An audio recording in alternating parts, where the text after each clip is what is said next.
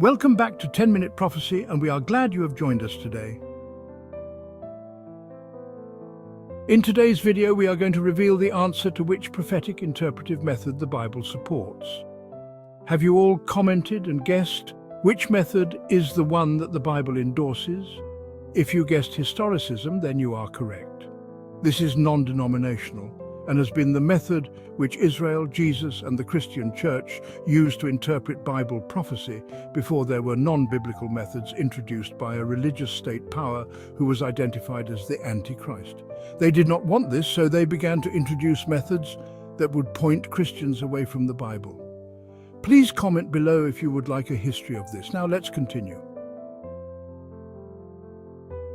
As you remember in Daniel chapter 2, verse 36, Daniel is giving the interpretation and reveals what the head of gold represents. Let's see what the scripture says. This was the dream. Now we will tell the king its interpretation.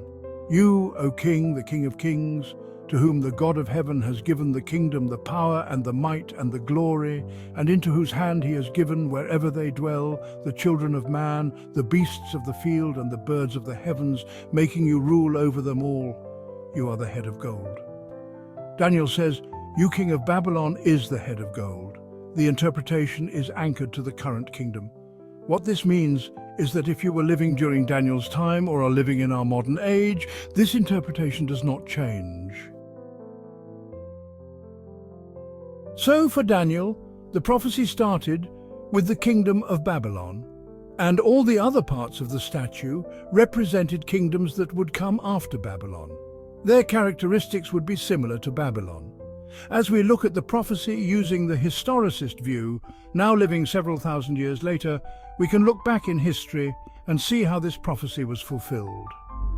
What this also means is that we can look at the Bible and it will give us identifying markers both present and future as to what prophecy is currently being fulfilled and what will be fulfilled, because the Bible uses large, influential world powers and significant events in his people to anchor the prophecies in, so that we can accurately pinpoint what has passed, what is current, and what will be in the future.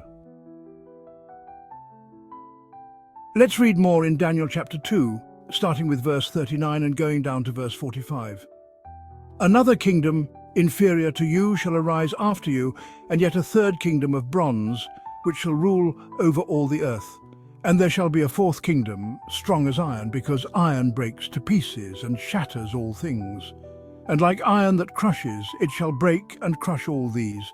And as you saw the feet and toes, partly of potter's clay and partly of iron, it shall be a divided kingdom, but some of the firmness of iron shall be in it, just as you saw iron mixed with the soft clay. And as the toes of the feet were partly iron and partly clay, so the kingdom shall be partly strong and partly brittle. As you saw the iron mixed with soft clay, so they will mix with one another in marriage, but they will not hold together, just as iron does not mix with clay. And in the days of those kings the God of heaven will set up a kingdom that shall never be destroyed, nor shall the kingdom be left to another people. It shall break in pieces all these kingdoms and bring them to an end.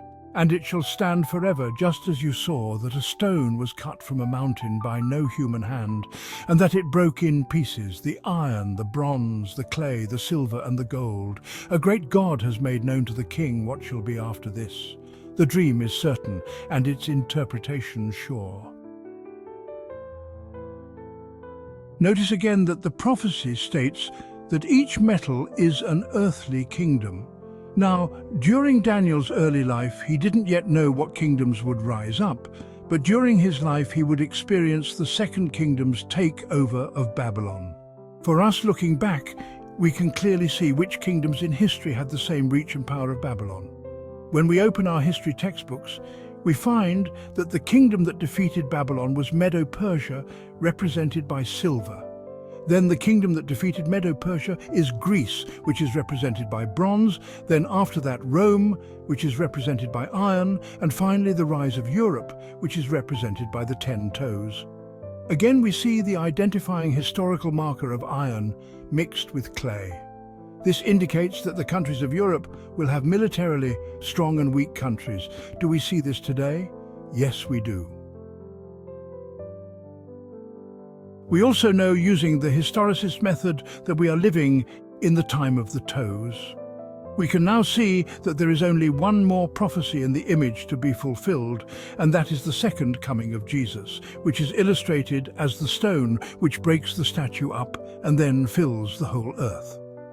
As mentioned earlier, the historicist method was the method that was universally used by all denominations until non-biblical methods were introduced into the Christian churches by the Antichrist power to direct attention away from it. We will talk about who is the Antichrist power as it is revealed in Daniel chapter 7. This concludes Daniel chapter 2. Now you need to know a few things before we go to Daniel chapter 7. The prophecies of Daniel and Revelation use Daniel chapter 2 as the framework. You will see that this prophecy in Daniel chapter 2 is the 50,000-foot view, and that each prophecy begins to give much more details into each of the kingdoms, and not only that, it reveals the redemptive work that is going on in heaven. This is a principle of Bible prophecy called repeat and enlarge. You will see this happen over and over again as we go through each prophecy. This concludes our time together. Join us next time as we start the next prophecy of Daniel chapter 7. Please remember to like and subscribe. If you are enjoying this series so far or have any questions, please comment below. Hope to see you soon.